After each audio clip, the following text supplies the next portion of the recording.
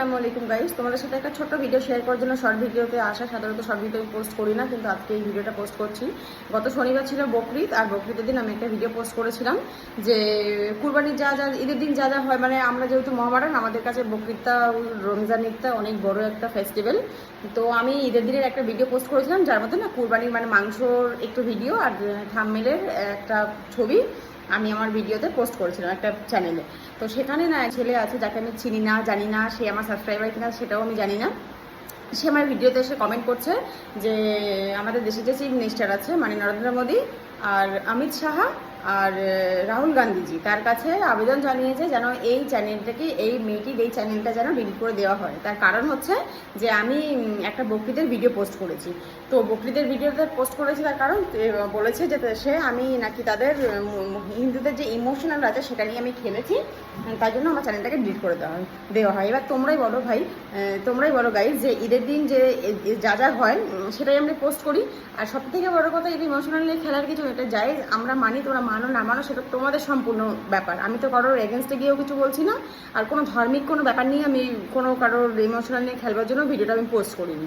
আমার মনে হচ্ছে ঈদের দিন যেটা হচ্ছে বাড়িতে সেটাই আমি শেয়ার করছি। যেহেতু আমাদের ডেলি লাইফস্টাইল ভিডিও, স্বাভাবিক বকরিদের ভিডিও সবাই দেখতে চায়, রমজান ঈদের ভিডিও, কারণ এগুলো স্পেশাল জিনিস, এগুলো সবাই দেখতে চায়। আমি সেই পারপাসে পোস্ট করেছি। তো জানি না সেই ব্যক্তির কি খারাপ লেগেছে, তো আমি তাও তোমাদেরকে বলে দিচ্ছি যে ছেলেটার নাম কি, যেটার নাম হচ্ছে রাজেশ যোশী। আমি তাকে চিনি না, জানি না, সে আমার ভিডিওতে এরকম পোস্ট করেছে। এবার তোমরা আমাকে কমেন্টে জানাও যে এই ভিডিওটা পোস্ট করাটা আমার ভুল হয়েছে কি হয়নি, বা যে কমেন্ট করেছে সেটা ঠিক করেছে না ভুল করেছে। যদি এরকমই হয় তাহলে হিন্দুদের এরকম অনেক ভিডিও আছে, পাঠা বলি, তারপরে আরও অন্য অন্য জিনিস আছে, সেগুলো আমি অত দেখতেও চাই না, অত ইন্টারেস্টও দিতে চাই না। তোমরা আমাকে কমেন্টে জানাও যে এই ভিডিওটার মধ্যে কী কী ভুল আছে, কী ভুল আমি করেছি। যদি তোমাদের মনে হয় যে হ্যাঁ ভিডিওটা খুব খারাপ, তোমরা প্লিজ একবার গিয়ে দেখে নাও, কারণ আমার কথা শুনে তোমরা কোনো কমেন্ট করো না। তোমরা একবার যাও, গিয়ে ভিডিওটা দেখো, দেখে নিয়ে আমাকে কমেন্টে জানাও যে এই ভিডিওটার মধ্যে কী ভুল জিনিসটা আছে, যে সেই ব্যক্তি আমার চ্যানেলটাকে ডিলিট করার জন্য রিকোয়েস্ট করেছে।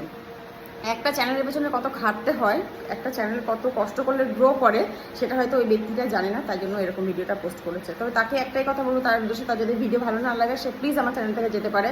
আমার তার ওরকম একটা ভিউয়ার্সের দরকার নেই। এমনি আমার ছোট্ট একটা চ্যানেল, আমি সবাই ভিডিওটা স্টার্ট করেছি, মানে ব্লগিং স্টার্ট করেছি।